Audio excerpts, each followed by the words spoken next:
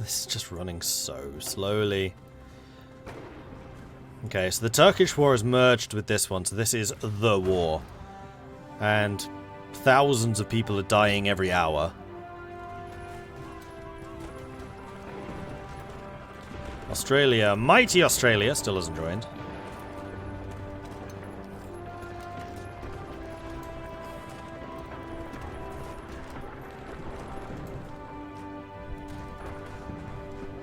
Wow, the Netherlands has a lot of factories. Even without any of their industrial focuses complete, because they couldn't ever do them. I mean, actually, the best thing that could happen here for the Dutch is for them to get capitulated. Is for East Germany and the Soviets to roll over the Dutch, capitulate them, so then the Dutch can move to Batavia, gain all of the Indonesian bonuses, and then be liberated again.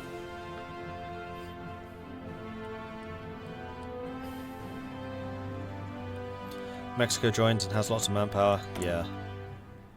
Let's switch over to Mexico and take a look. So Mexico right now has 220,000 manpower. They have service by requirement. So they're already actually a fairly high level. And they have 784,000 troops in the field. Did Brazil join? Because Brazil is another factor which would be along the same way. Yep, Brazil's in the war. Brazil's probably actually an even bigger influence. They are still on limited. They're at 3.2 million manpower.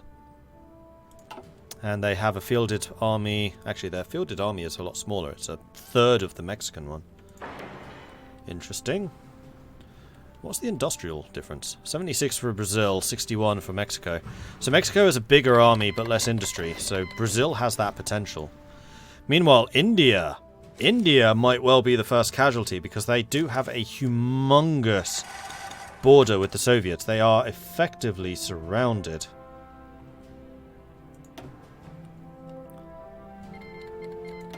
Although if China mobilizes in time, then China could be the ones that save India. But China is going to be bearing a large portion of this. I wonder, is China getting Lend-leases? Because the way to win this war is to supply China with everything. And now that they're in the Allies, they're probably getting Lend-leases from, like, America. Yeah, they have almost 40,000 guns in storage. They're going to be able to churn out division after division after division after division. I'm actually surprised they're training as little as they are.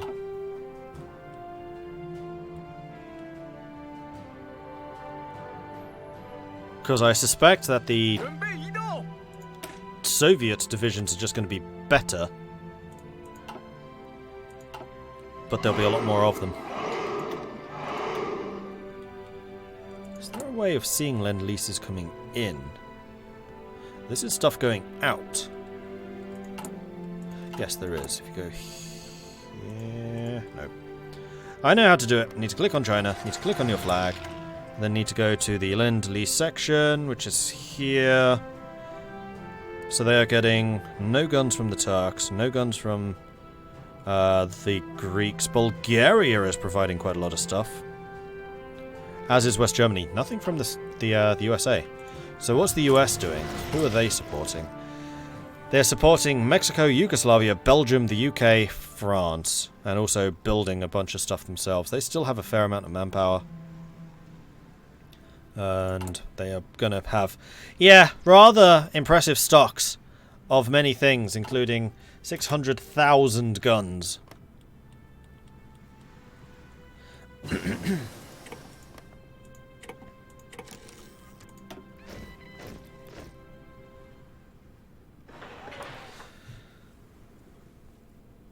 So yeah, Africa, Soviet Africa is going to fall pretty quickly, I think, because they have no real way of supporting themselves. And I don't think it would really benefit the Soviets to try and defend that. Turkey is going to be a major fighting area, because the Allies are going to invest pretty heavily into defending Turkey. It's close, and it's also just a good place to defend. And then, of course, we have the major front line in the Balkans, which will probably be a pretty defensive thing throughout. And then the main Allied offensive is going to come through Switzerland, through Italy, and through Germany. Although, actually, the borders here, surprisingly quite... Oh no, here comes the attack. Germany already with quite a few troops in the field. It does look like the Allies are the ones pushing into East Germany. And big offensive happening into Italy, which is currently suffering Allied naval invasions. Okay, I need to stop looking at them. I need someone small. Sweden, you'll do. Sorry, Sweden. Just so I can see from their perspective what's going on. When the Swiss get involved, that's how you know it's got serious. Yeah, that's true.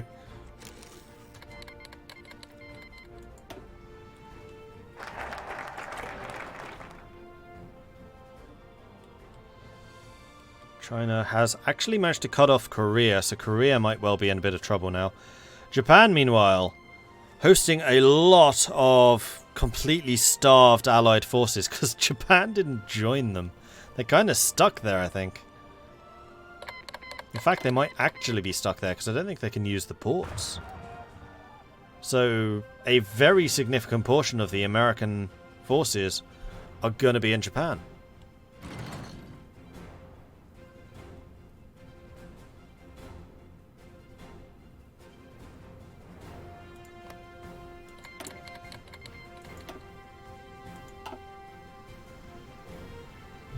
You know what I'm going to do? I'm going to be a little bit sneaky here. We are going to turn the war for China into a civil war.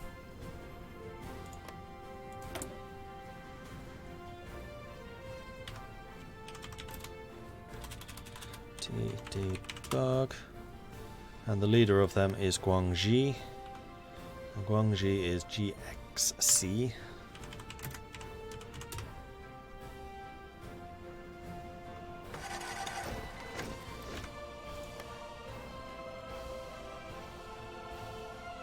They actually have operations active against... Wait, they're in the war.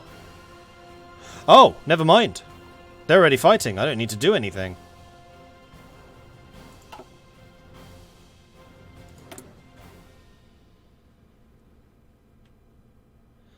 They're at war with the Soviets. But then why are they active against the Allies? What's going on here?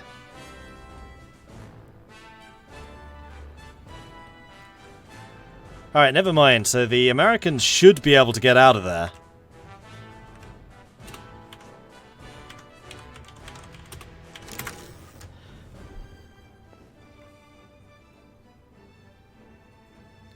I guess it's because Japan hasn't been called in? They are in, though. They're just not giving access to America, I guess.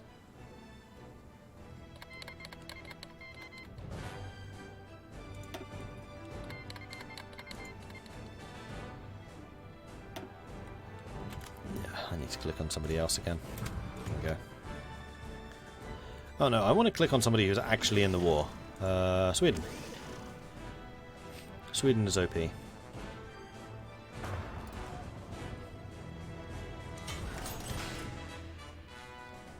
So I think the AI is a little bit confused about whose side they're actually on down there.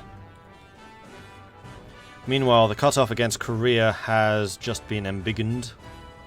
The Americans are definitely stuck over here. That's a lot of troops. That could actually sway this Swedish modern tanks towards the Soviets a little bit. Except Italy looks like it's going to fall pretty quickly, but that's mostly because Italy would have been left without any troops. We've already lost 1.4 million on both sides. Like, things are remarkably even, though this is still mostly going to be down to just troops that were already out. And the Soviets had so many soldiers, and with such a large portion of the American forces stuck, there's not going to be a lot they can do.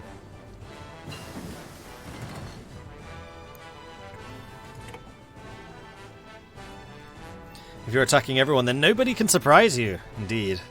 The Americans like manga, that's why they're not leaving.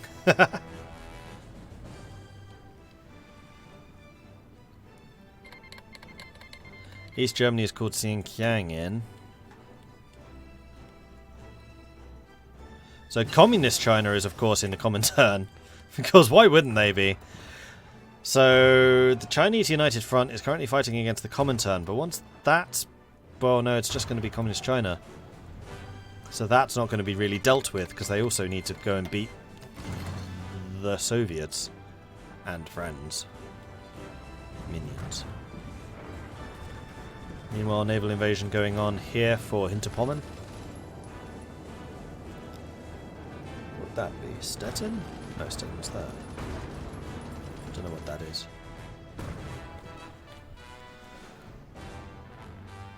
No audacious Norwegian attacks into Archangel. Oh, but the Swedes are planning a naval invasion of Krasnodar across the Black Sea, which is brave. Meanwhile, the Turkish front actually has them pushing out. It looks like the Soviets have just abandoned the Turkish front. They have.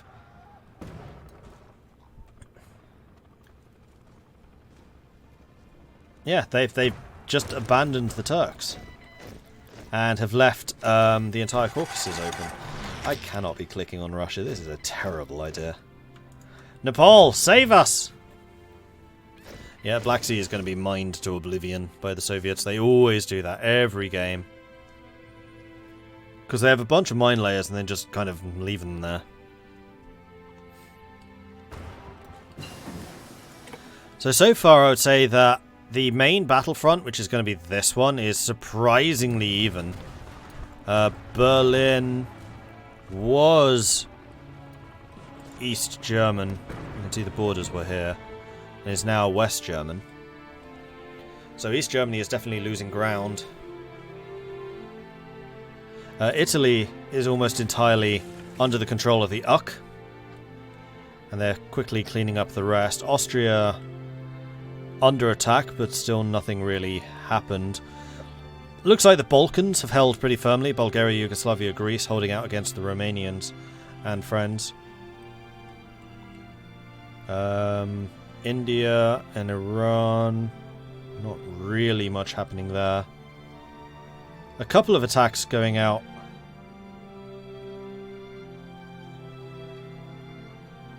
Oh, Korea has been given independence.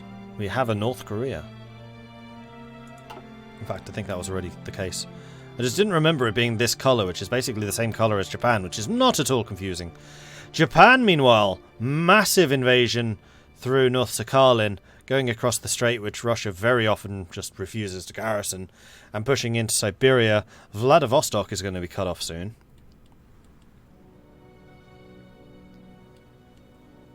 So I think once Italy has been wrapped up, the attack into Europe is going to intensify. China not actually making up as much ground as I kind of expected they would. And Communist China holding like an absolute trooper. A bit unsurprisingly, they have a lot of divisions. Crikey. They have an army of 750,000. 200,000 manpower still. They're still only on extensive conscription. Like, Communist China in these mountains can hold for a long time. The problem that they're going to face is a lack of equipment, although actually their units are surprisingly strong. So Communist China is going to be this massive thorn in the side of China and the Allies for a while. You can't beat Mao. No, apparently not. Mao's going to be the last one standing. It's not going to be Stalin. It's going to be Mao.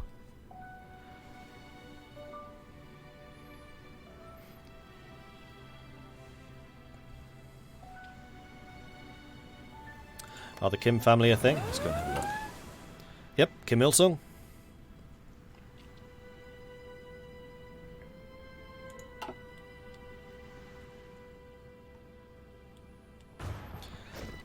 What happened to Australia? It's still down here. Still doing what Australia does. Actually, I'm curious. What is Australia doing?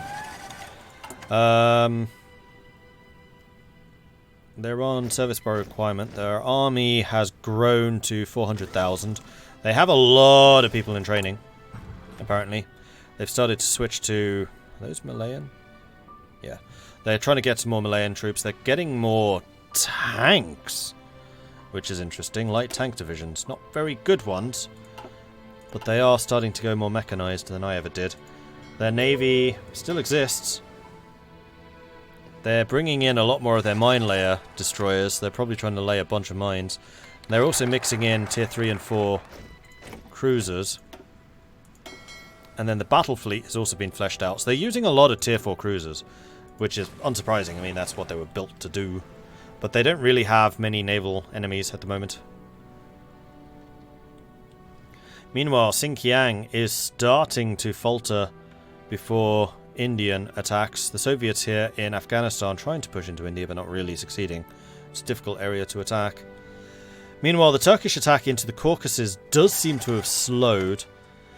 The Soviets have returned to defend, although in very small numbers and with very badly damaged units.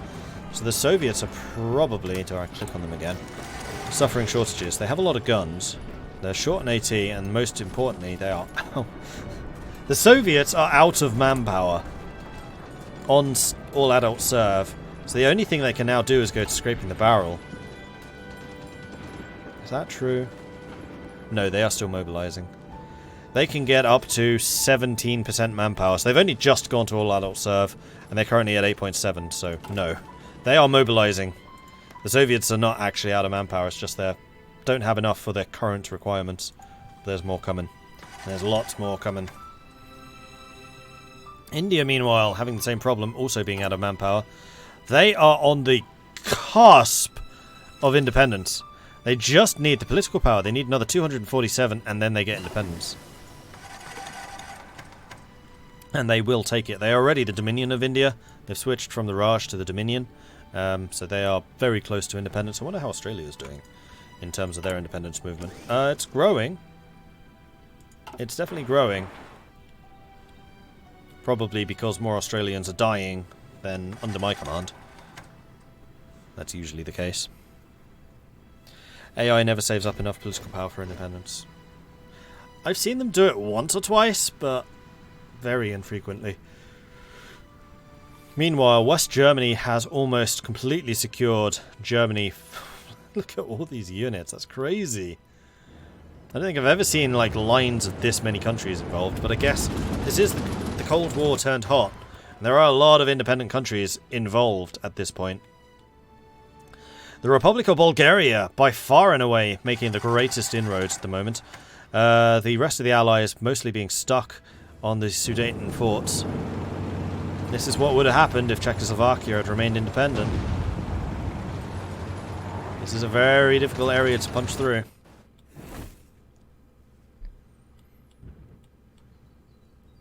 The AI doesn't tend to use nukes unless the player has first. And because I never use nukes, I don't think that will happen.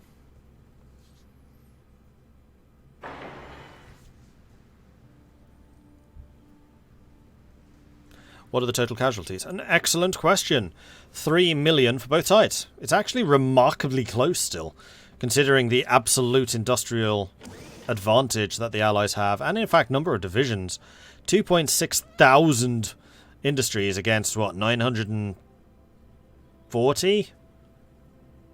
So they have more than double the industry. That's probably about 500 divisions against 1,600, so triple the numbers. I don't know whether... Oh yeah, fielded manpower, here we go.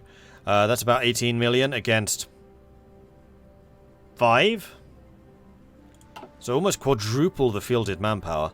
So it really is just a matter of time before the Soviets fall here. And Germany, it looks like, is going to be pretty well secured. I wonder how the German military is looking. They have rebuilt very quickly. Only 9,000 manpower still going. They're on service by requirement. Are they actually fully mobilized? No, they're about halfway. They're at 5.5 out of the 10% possible. Not currently recruiting more units, but already with a fielded army of almost 200,000. So a very quick recovery by Germany there. Unlike Italy.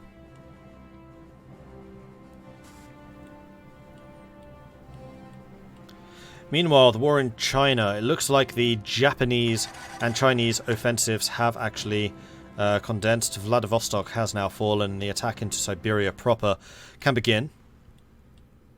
Meanwhile, the fight for Communist China still rages.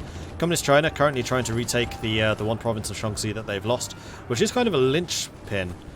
If this stays out of their control, then this is basically a way for the Chinese to attack into the hinterland. They do need to take this so that they can have the river crossings. So kind of imperative for that attack to continue. Meanwhile, Afghanistan attacking into India is slow, but it does look like the Afghanistani forces are generally being successful there. And Iran, I think, is also going to remain Comintern. Again, Iran being a very difficult one to attack through. Now the attack has begun on Poland. So Czechoslovakia now slowly but surely falling. Sudeten territories holding on, but being punched through into Prague there. And an offensive on Poland happening. Did Kaliningrad remain independent? No. They did lose that. And still no Norwegian attack into Archangel. I'm most disappointed by this. Disappointed!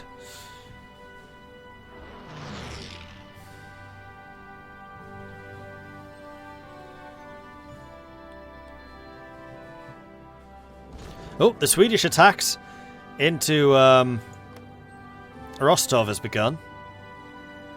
We have a couple of isolated units here, not really doing much, though they are going to be tying and distracting a bunch of Soviet troops up. The attack through Turkey into the Caucasus, Armenia, Georgia and all that is occurring and is a success for the Allies. The Allies are going to be suffering a ton of attrition down here. Mostly France involved there by the looks of things. Let's actually take a look at France. How is France doing? They are out of manpower. They are still mobilizing. They've got another 4% or so to go. They've got a fielded manpower of 1.1 million.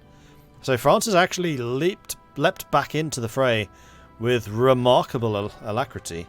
230 factories to their name. Less than Britain, yes, but still impressive.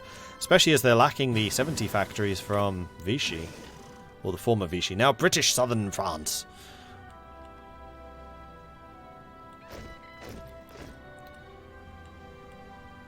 Is in Finland in the way of Norwegian attack to Murmansk. Yeah, which is why I'm saying they're not going to attack here. I'm expecting them to naval invade.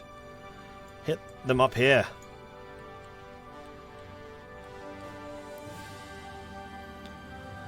The Greeks, meanwhile, active in Greek Poland.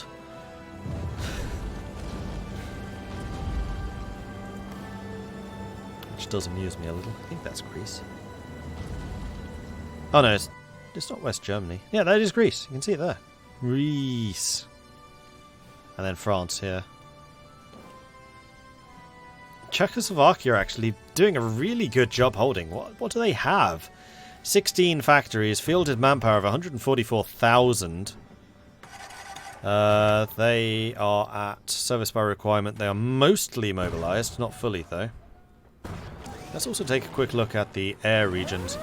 Yeah, so this is big part of the problem for the Comintern, is they're just going to be up against so many aeroplanes, because one thing that Britain and America tend to do is just build loads of planes, and that's going to be causing them pretty big problems. Big problems. Is Switzerland eating Italy? Not anymore. Italy has fallen. So if we go back to this map, you'll remember that this section here was all Comintern. Actually, it was more like this section. That was all Comintern. And plus Italy. So they've been mostly pushed out of Europe. There is an increasing attack going on here, led by, of course, the Swedish Space Marines. The port of Rostov has been secured, which means that this is now another entrance for Allied troops into Russia, and this is very much the underbelly and could support the attack across the Caucasus. And in fact, the attack on the Caucasus have almost broken through the Armenian mountains, at which point they are into the plains behind. And at that point, the massed tank divisions that we had seen down there that France has are going to be that much more effective. There is a pocket of communist forces stuck here, completely surrounded, and it looks like the attack into Siberia is going to go ahead. Meanwhile, Communist China still holding strong, a thorn in the side of the Allies and the Chinese, although they've still not retaken that one province there. The fight between Afghanistan and India, surprisingly even, not really much land being taken on either side. This weird pocket still holding out, the Iranians seemingly unable to really do much about it, and it would be so easy for the Allies to just take a couple of territories here and just link that up and basically start providing supplies for these guys again. Who does it even belong to? Oh, it's Philippines. I was thinking that was Czech, but it's not. Blue triangle white and red, versus Philippines, which is white triangle, blue and red. So the blue and the red. Sorry, the blue and the white basically just switch places.